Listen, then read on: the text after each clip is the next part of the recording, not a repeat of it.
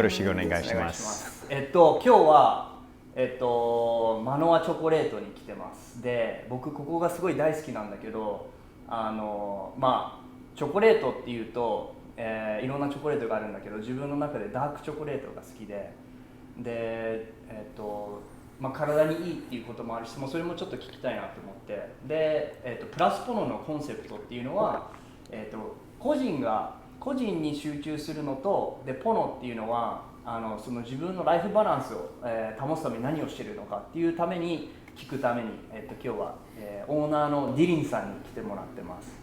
So I just explained about first of all, I like chocolate, but there's all these different kinds of chocolate, and dark chocolate is good for you, and I heard it has to be around, over 70-80% to be dark chocolate for it to be beneficial. So I talked about that a little bit, and also I want to focus on you, how you started up this company. What was the concept of you going into the chocolate manufacturing? Okay. And what you do with Pono?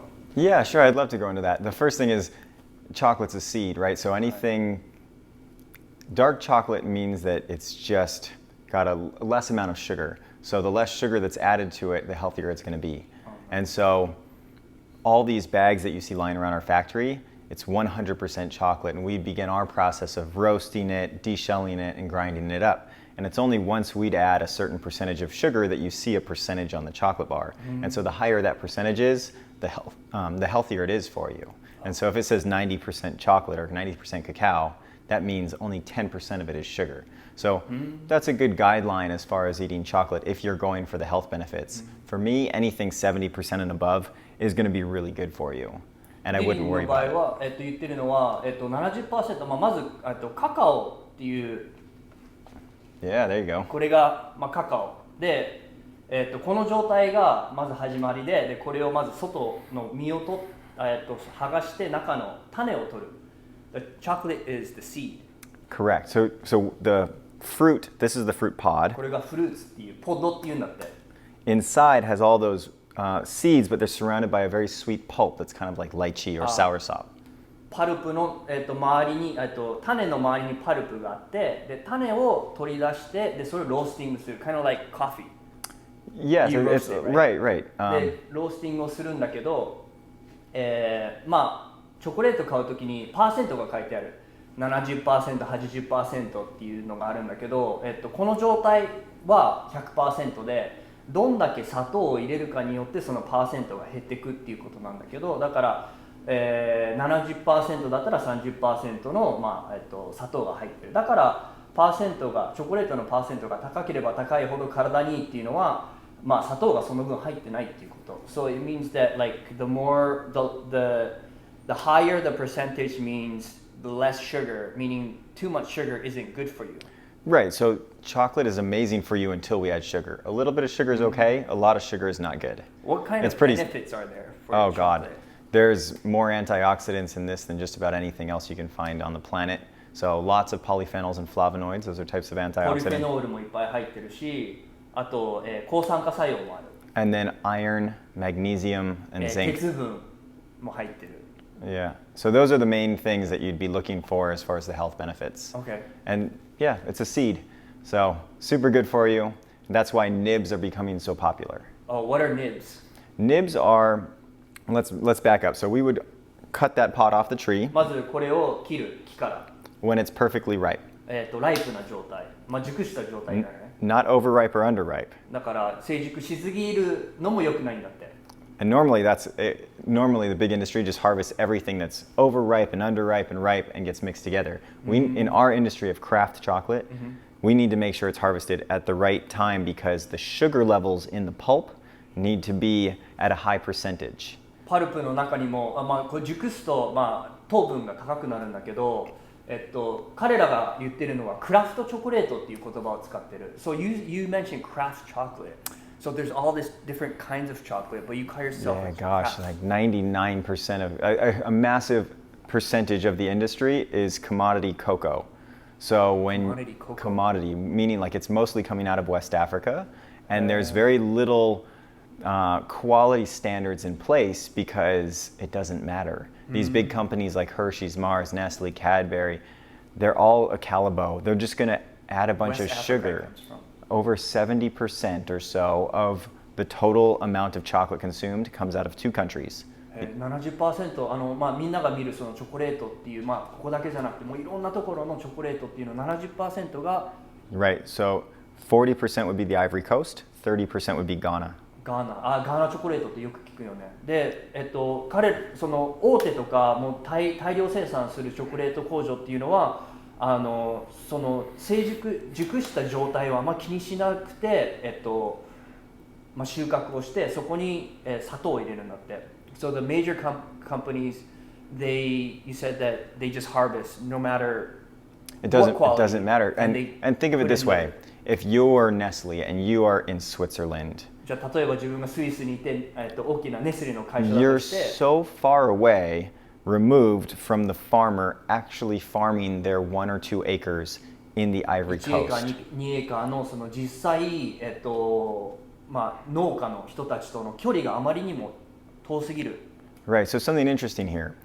Cacao is a different type of soft commodity because it's a lot of very small farmers collectively producing the mass amount. Whereas in a lot of other industries, it's really big plantations like sugar. You've got huge sugar plantations that are contributing to the global supply. In this case, it's like a farmer and their family farming 1 or 2 acres that they're then trying to subsist upon. 1エーカー2エーカーのだから小規模の家族がこういったカカオを作ってて、でそれが集まって大きい生産ができるようになってるんだけど、だから例えば砂糖とかその1箇所のところにいっぱい生産できるところと違うのがこのカカオは、個人ちっちゃい規模でしかできないんだって。 Right, so at that point, it then goes through a number of middlemen. Where it's traded hands, but the quality is unimportant. The farmer could just harvest that, take it out, let it dry on the side of the road, and as soon as it's dry enough, get it to the next middleman, and they're going to get the same price as if they were to do a really good job fermenting for a week, and then drying for a week, and then bagging it up properly. They're not going to get more money for doing that, so the incentives are not there in order to do a good job. And so that's the way the majority of cacao works in the world right now. And so our cacao, as when I say craft chocolate, that's what I'm referring to is the quality なる standards. ほど。そのクラフトチョコレートっていう言葉を使う理由っていうのが通常その、手を入れてこういいカカオを作った場合と、そんなに気にしずに収穫して売った場合のその値段の価値が変わらないから結局あまり手を込めずに、その売っちゃうっていうのがほとんどなんだけど、クラフトチョコレートっていうのはそのクオリティをすごく大事にしてる。Why did you choose craft chocolate? Because there must be more Yeah, work. so I guess we can go back to the beginning now of how I got into this. お願いします。 So I was at the University of Hawaii. UH 出身なんだって。Yeah, and I was just wondering what to do with myself. で、大学生、よくある話が大学生行って自分の人生どうしようって思ってたんだって。And I was wanting to do something that I could feel really good about. I think a lot of people who are either younger or in college have that feeling like, what am I going to do with myself? What's my impact on the world? And so I had those feelings. And personally, I wanted to figure out how do I make a living planting trees so that I could be outside in pretty places and feel like I was doing something like planting trees, which I like to do. So I tried a number of things that felt forced, like I liked the idea of green roofs. I liked the idea of sustainable forest management, renewable energies. And so I was doing these internships, but it just felt forced. And so I stepped back, went back to surfing a lot more, and I ended up making a friend through surfing who'd recently gotten the job at the university to study cacao. He was the first one in the state to study it as a potentially viable crop for the state to plant. And so this is back in 2010. 2010年の時に、ディリンがまず UH の学生、普通の大学生だよね。で、この先自分はどういう仕事をしてて何をやっていこうって思ってた時に、自分が好きだったのは森に入ったりとか木を植えたりとか、あとサステイナビリティに興味があったんだって。でその中で、自分が何しようかなと思った時に、趣味でサーフィン海入るのが好きで、その時海で知り合った知り合いがUH で初めてそのカカオを、ハワイでこう、農家としてできないかっていう研究をする仲間ができたんだって。So you met that person? Yeah, I became friends with him through surfing, but he was getting paid through his master's program to study this plant and more on the genetics, more on the fermentation, on the post-harvest handling process, like when is the right time to harvest? What does ripe even mean? What is the brick levels and the sugar supposed to be at when you try and ferment? And so he was on that part of it, which is the agriculture side.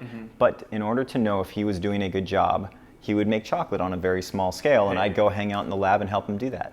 And for me, it was for fun, and for him, it was his job. まずはその知り合った大学の先生は、博士号を取るためのそのUH に行ってて、仕事の一環だったんだって。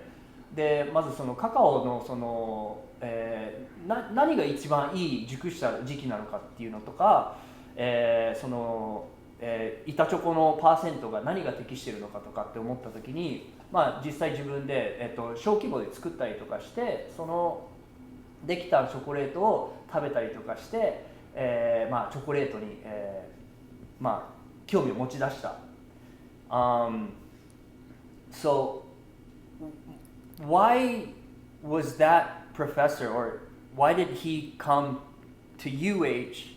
And what was the potential of having this in Hawaii? Right. So the university in general is an extension agency for agriculture. That's why it was created. And so whenever farmers have questions, say about papayas, they can ask somebody who's a specialist at the university and say, how come these little rings are all over my papayas? Or for coconuts, or for macadamia nuts. The university is there to consult. And farmers began asking questions of the university, and they didn't have answers why this pod was red and this pod was yellow, or why in that same pod this seed is purple and this seed is white. So they just didn't have basic answers, and that's why his job was created, and you can grow it here. This is a potentially good site for developing an agriculture industry that, most importantly, we can add value to. Right. We can turn it into chocolate, which is way more important than trying to sell the beans. Just like if you're in Napa Valley, you don't want to sell the grapes, you want to sell the bottle of wine, and that's why it works, even in a first world country with first world labor. なるほど。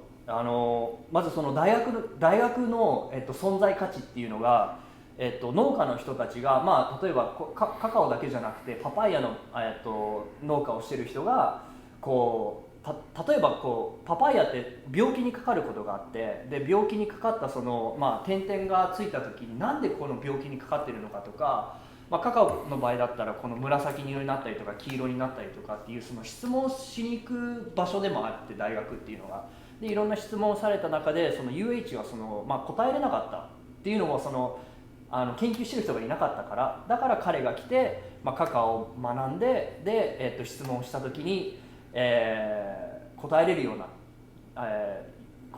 に、彼が来たと。So he started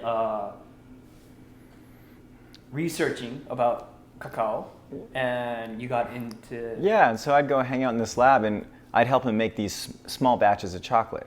And within a couple months, I realized this is something that I could see myself doing because it hit a checklist of what I found important in a business, and something that I could see spending my time doing. So once again, we're planting trees, right? So you're setting up an agroforestry system here in Hawaii, where we can then add value to these fruit trees that are growing. And it's, if you've never been into an orchard, it's a really pretty place. You see lots of colorful big fruit pods hanging from these understory trees, and there's birds everywhere. It's just a very pretty environment.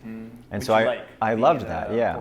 And it's here in Hawaii, and it never had been done before, so there was the potential to establish a brand new industry on growing it and then vertically integrating into manufacturing chocolate, which I also found myself enjoying the equipment and the business side of it and seeing how big we can get it. And so for me, I like the idea of making a very large company because the more chocolate we make and sell, the more trees we can plant, the more really good chocolate we can produce. まあ、カカオのその種を売るだけじゃなくて、その価値が生まれるのは種からチョコレートにする。例えばナパバレーでその、ブドウを売るんじゃなくて、ブドウから、ワインにしてワインのボトルにしてそれを売るっていう、そのビジネスサイドっていうところのポテンシャルをディリンは見て、で、まあ、ハワイでも、育てることもできて、でオーケッドっていってその、チョコレートができるその木の森の中に行った時には鳥が鳴いてたりとか、その環境もまず好きだったし、チョコレートのそのポテンシャル、まずハワイではそういうのなかったし、これを自分で種を取って、チョコレートの板にするっていうそのプロセスもすごく、その友達とやってて面白いと思って、でこれをビジネスにしていきたいっていうふうに思った。So you might have seen the potential and you're interested in it, but making that into a business must have been lots of ups and downs, right? You have no idea. Maybe you do. But No, it was, I don't. I didn't realize what I was about to get into. So I went in very ignorant, which was for the best. Yes. Because if I had known, I wouldn't have started, at least not at that time. It costs way more money than I had. And it was on the verge of dying for at least the first 2 years, like every day. It was just really fragile. And I think that's not uncommon for a startup business. 2-3 years, definitely. But I'll go backwards a little bit. So what I did is as soon as I realized that I wanted to try and start a chocolate factory, I borrowed money from the student loans. So I didn't have any student loans, but I borrowed about $3,000 and I started buying very small chocolate equipment and building my own. なるほど。だから、まず一番初めに戻ると、まあ今思い返してここまで会社を育てるまでにどんだけ大変だったか当時知ってたら、まあ、やってなかったって言ってるんだけど、まあ、その当時自分がこのビジネスやりたいと思った時にやりだした時のまあ、無知なところが逆に良かったっていうふうに言ってて、で、一番初めはまあやりたいんだけどお金の資金がないから、学生ローンを、$3,000を、学生ローンを取って、ちっちゃいチョコレートを作るための機材を買って始めた。Right, so at that point, I'd borrowed this money, built some small machines, and then started doing it at my parents' house. And that was fine because I was about to finish graduating from the university. I then started looking for a place to lease because I started to outgrow my parents' kitchen, and my mom's like, "You need to get out of my kitchen already." You started out of the kitchen. Yeah. So from the lab, I started a little more formally in my parents' house, and I just kept giving chocolate to everybody. And what I realized is that people asked for it again. They thought it was cool. Maybe some of it was good, some of it wasn't at that point, and I was still learning a lot. But people asked for it again, and that made me feel like I was on to something. It gave me the I guess the confidence to move forward because I could see there was potentially a demand. ビジネスを始め出した時のその一つのうまくいくかいかないかっていうバロメーターが彼の場合はまず、自分の、実家から、始めて、で親のキッチンから、まあ、台所から始めて、で、その作ってるのを友達に渡して、まあ、いいチョコレートもあったかもしれないし、そうでもないチョコレートもあったかもしれないんだけど、渡した友達がまたちょうだいとか、もっとちょうだいっていうのが続いたから、これはビジネスにつながるっていうのが分かったんだって。Okay, so now I ended up finding a location where I think I first met you, which was above Cinnamon's.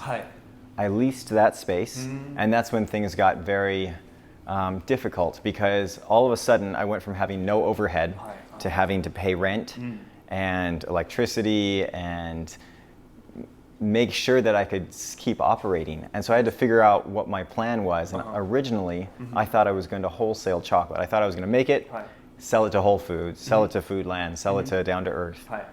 that didn't end up happening. No one wanted to take it. And so I got lucky because it was above Cinnamon's restaurant, which meant that I had a lot of people coming in and going, it says Chocolate Factory outside, what are you guys actually doing? I don't understand. And so I'd guide them through a tasting, I'd show them some of the little equipment, and people would buy chocolate, which meant I was retailing. That's how it started. Yeah, but it was only half the size. So when you saw it, I think I'd already had the second place next to it. So it was half the size.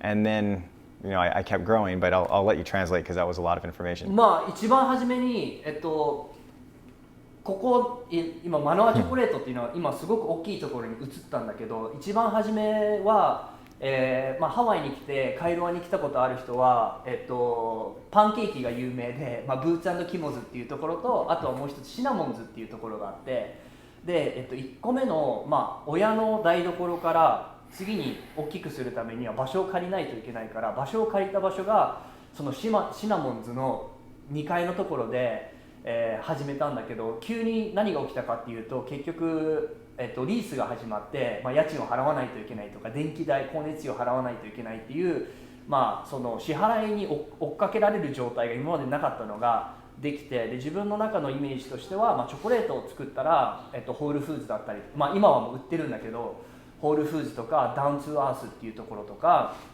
ホールセールでこう売りたいっていうふうに思ってたんだけど、一番初めは受け入れてくれなくて、で幸いに、下にシナモンズっていう、人気のレストランがあって、でそこに来るお客さんが看板を見せる、看板をチョコレートファクトリーって書いてあって、でなんだろう2階に行ったらって言ったらこうマノアチョコレートっていうところがあって、で来たお客さんに対してこう機材を紹介したりとか、このカカオがどういうものなのかとかっていうのが始まって、そこからお客さんが来だしたっていうのが、それが逆に良かったっていうところで。Right, so let's see, where was I? So I just explained to them, retailing. Yes. Okay, so when you retail, you have money right away in order to pay people, pay your rent, pay your utilities, buy more raw materials like beans and butter. And so that was a blessing in disguise because it allowed me to grow right away with, I had such limited capital start, such limited amount of money to start that I couldn't ever lose money. So I had to be profitable from day one. And so that meant never paying myself. Yes. Actually, I did the math. It was like $1.27 an hour or something like that. But I was able to live at my parents' house at that time, so I didn't need additional income. I just put myself in every situation which would let me continue on. And so, I guess I'll let you translate. 一番、ホールセールもしやってたとしたら、if there was a wholesale, there would have been a time lag with the money coming in. Exactly, and so this is where you always hear about cash flow, where people die because they don't get the money quick enough. キャッシュフローってすごく一番初めのスタートアップには大事で、幸いその2階のところの、自分が作った工場が、そこでもうリテール、その場でお客さんとのやり取りで、売れたことによってお金がもう直に入ってくるから、そのおかげで家賃が払えたりとかするんだけど、もしそれが、ホールセールでお金が入るのに1ヶ月後とかだったら生き延びることができなかったんだって。Right, so at a certain point, it did continue to survive. I was able to start getting some help, but it did go through some very difficult. Financial help or no, more of like being able to hire somebody to help me because I was doing so much on my own and at such a small scale that it was dangerous because the majority of my time was doing little things like loading in a 5-pound grinder. But you're doing that all yourself. That and then the retail, and so I was working like an average of 16 hours a day, 7 days a week, and I did that for about 1,000 days straight. I never missed a day. It was just insanity. And so, but that's how I learned. I didn't know how to do any business, so I had a ledger, an actual book that I'd write down each sale and how much, and I'd add it up at the end of the day and go to the bank. I just didn't know anything about how to start a business, so it was very much a sink or swim type of experience, and I just learned fast in order to stay alive. ビジネスの始まりの時にはもうビジネスの経験ももちろんないわけだから、で1日16時間から17時間働いて、それを週6から週7始めて、それを1000日間ずっと続けてて、で自分一人でやってたところなんだけど、ようやくちょっと軌道に乗ってきたから、人の手助けをすることにできたんだって。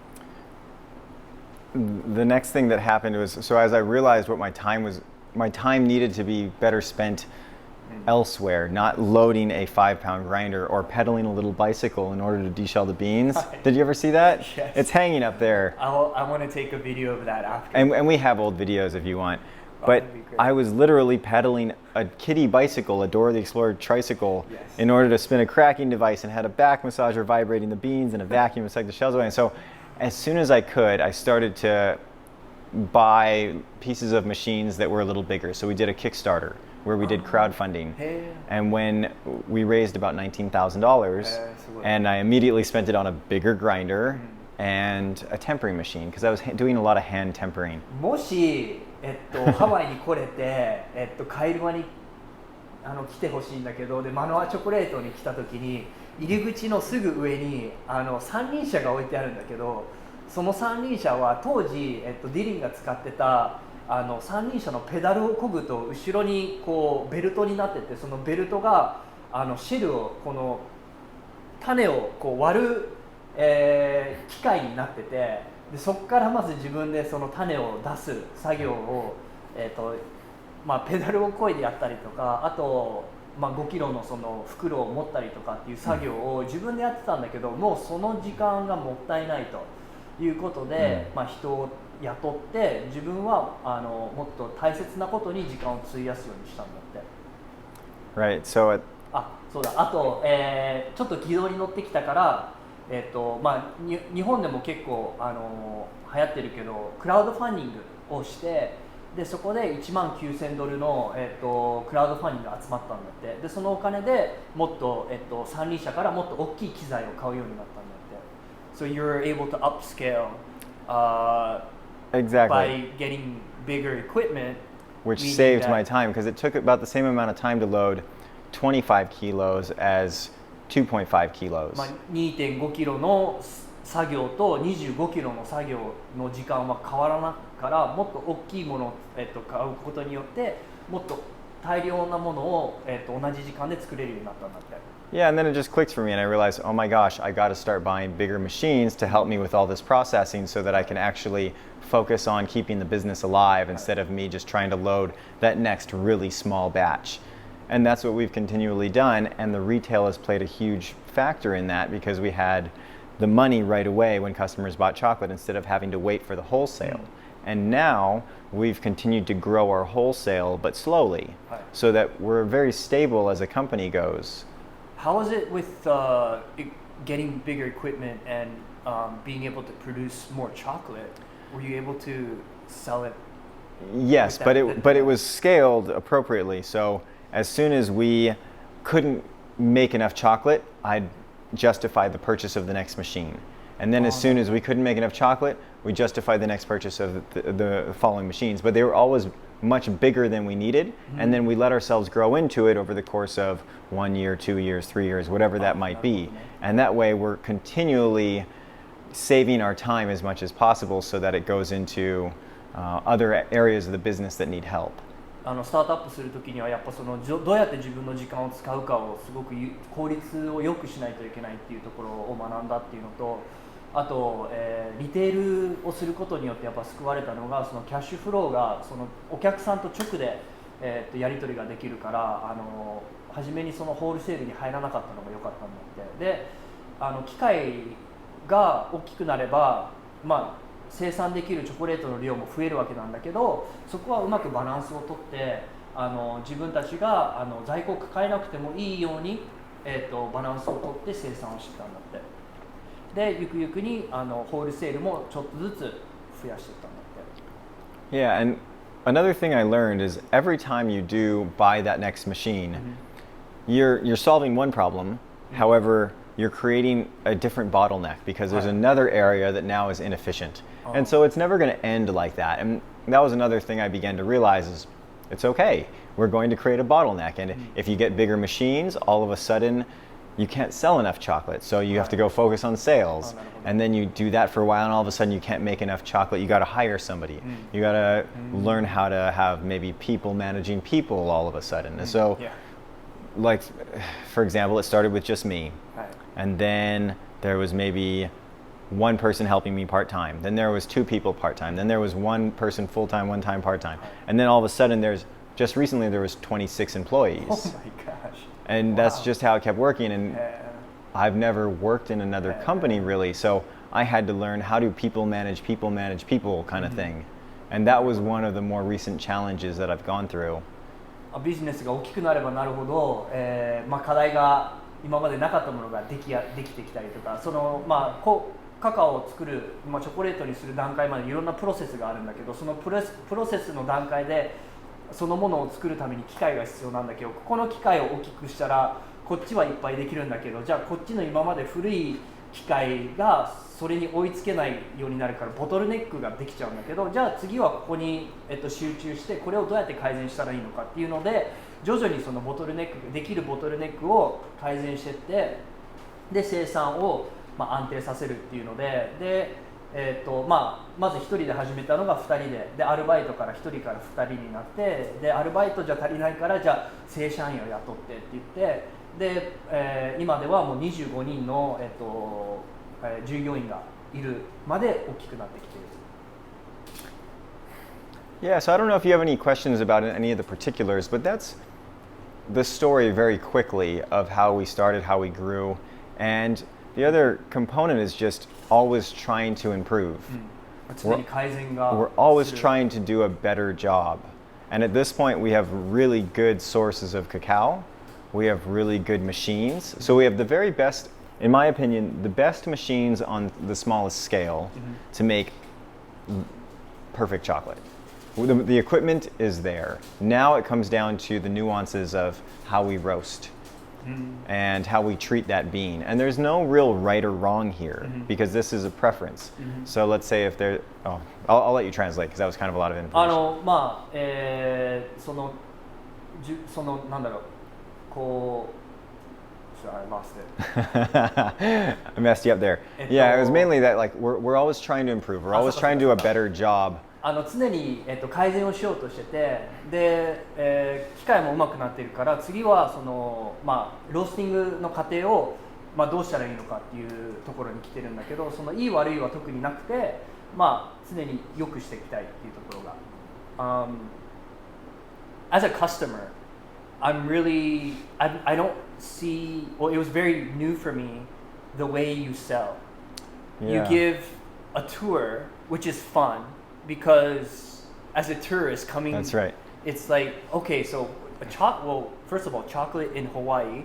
What is this place? And you come in here, it's filled with this chocolate aroma. So you're like, oh, it smells so good. Yeah. And then the staff here are very friendly, and they take you on a tour on what kind of process it takes to actually be able to have the final product. And then along the way, you have all these different kind of variations of chocolate.That you get to taste, and by the end of that tour, you're able to know what's good and what tastes good for you. So that marketing style is very unique and makes you a fan of.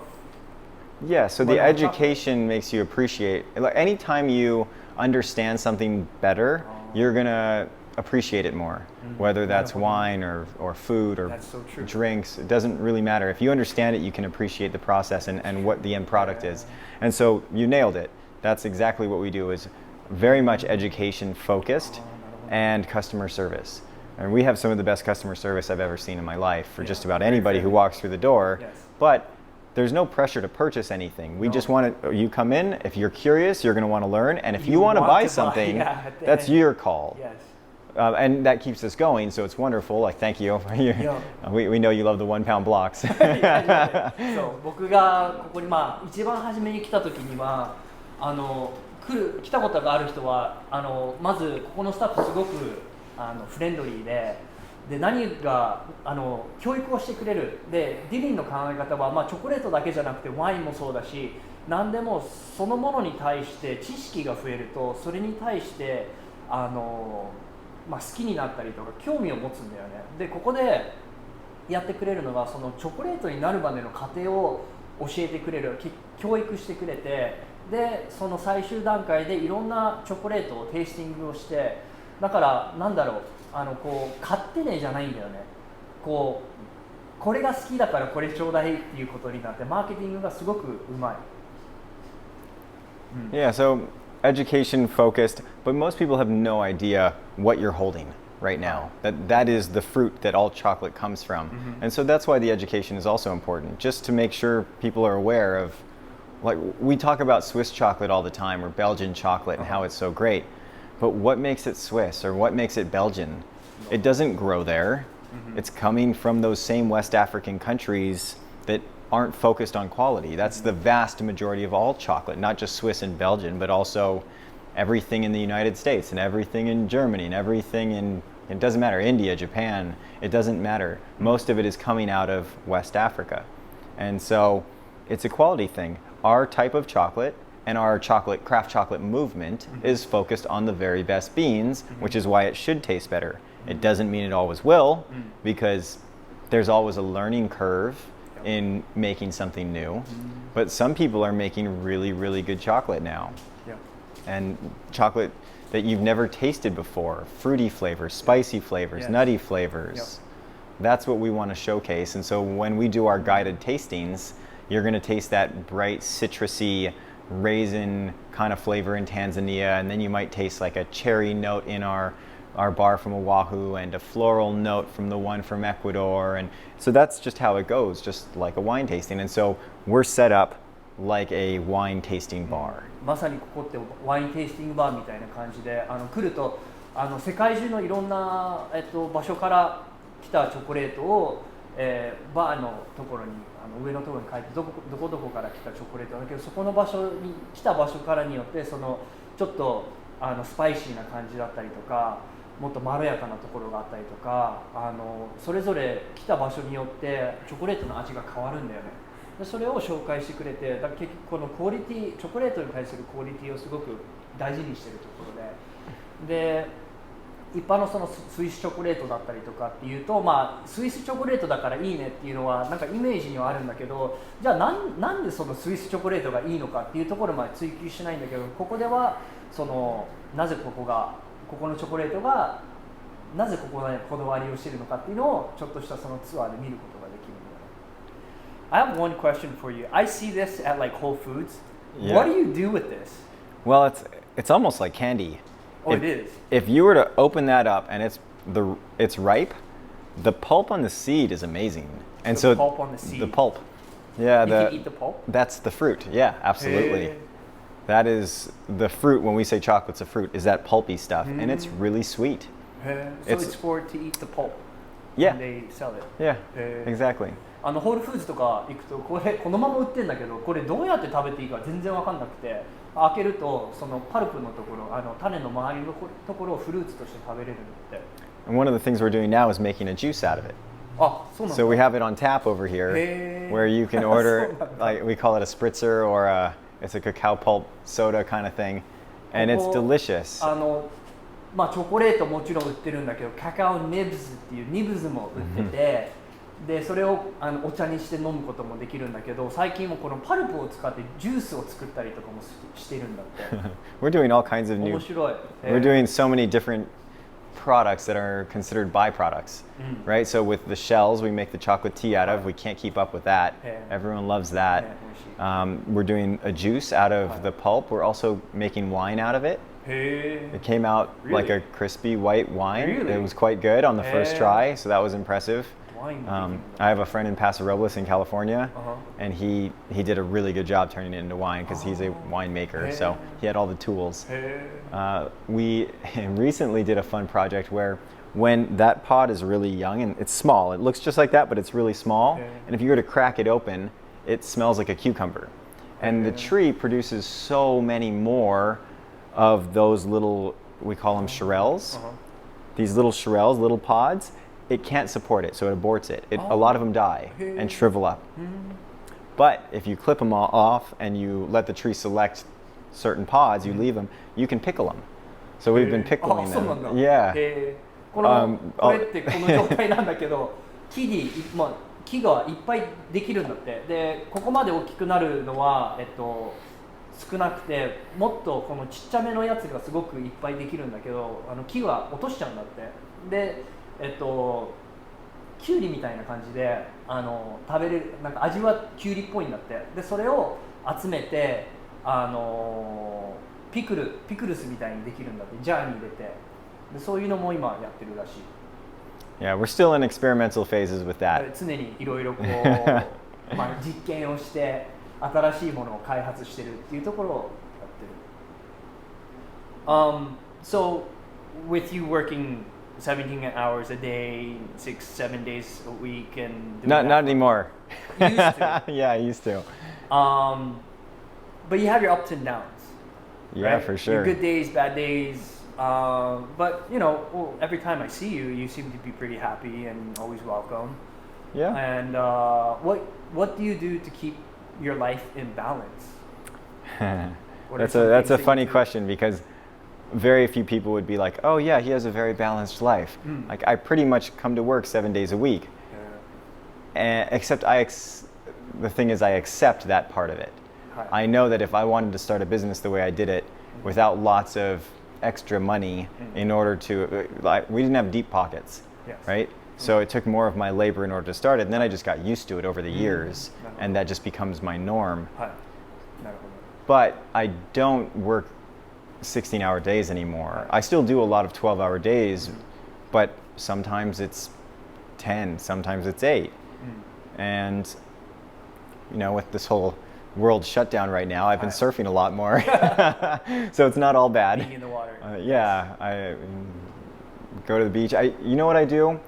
I try and go run the beach 3 days a week. Or I try and do some form of exercise 5 days a week just to clear my head and get the blood flowing. And I feel like it's important to sweat and start fresh again. Because if you can't stay strong physically, mentally you start to deteriorate.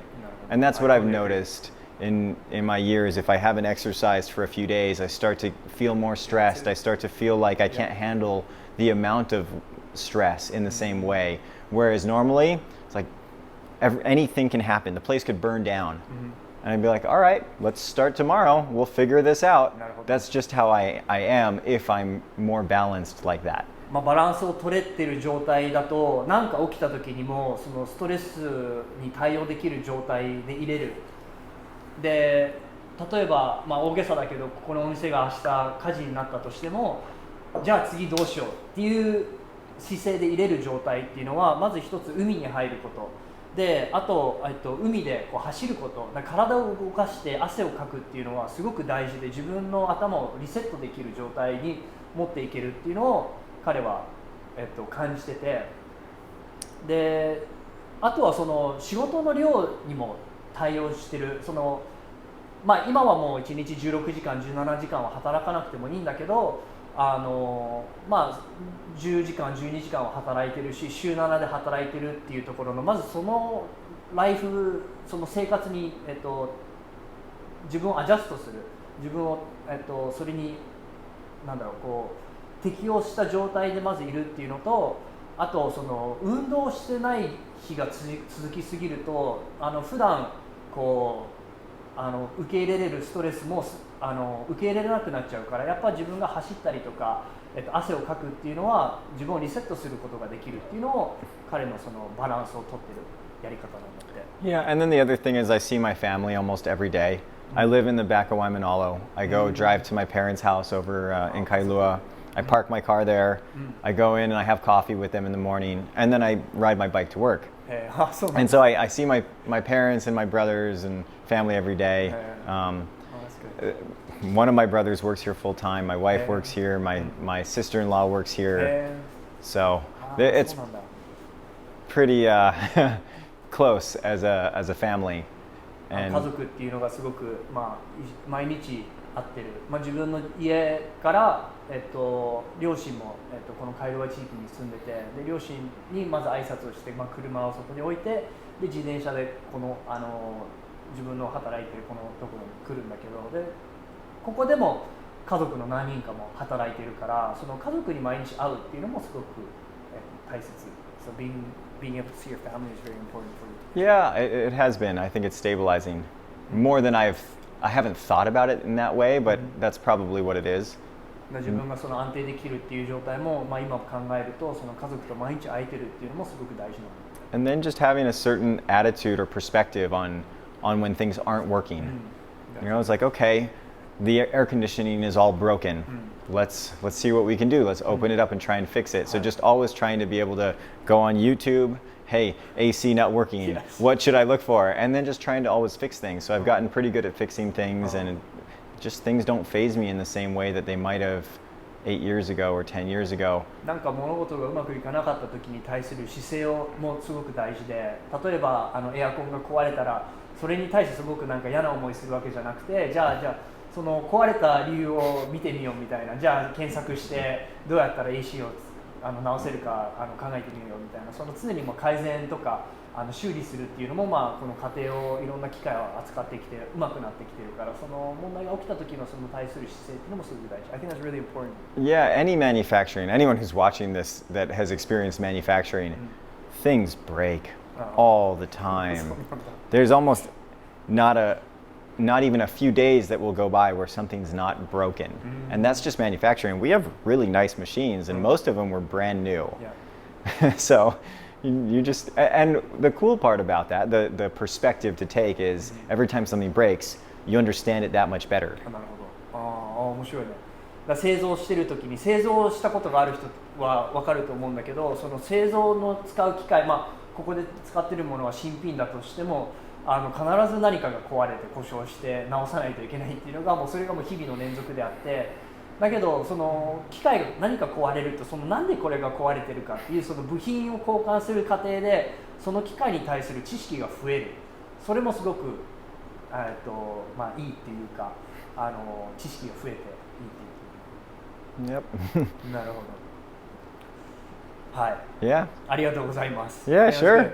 Thank you very much. I thought it was great. I think it was great too. It's good to see you. Yes, nice seeing you too. ありがとうございます。All right, well, next time we'll be surfing.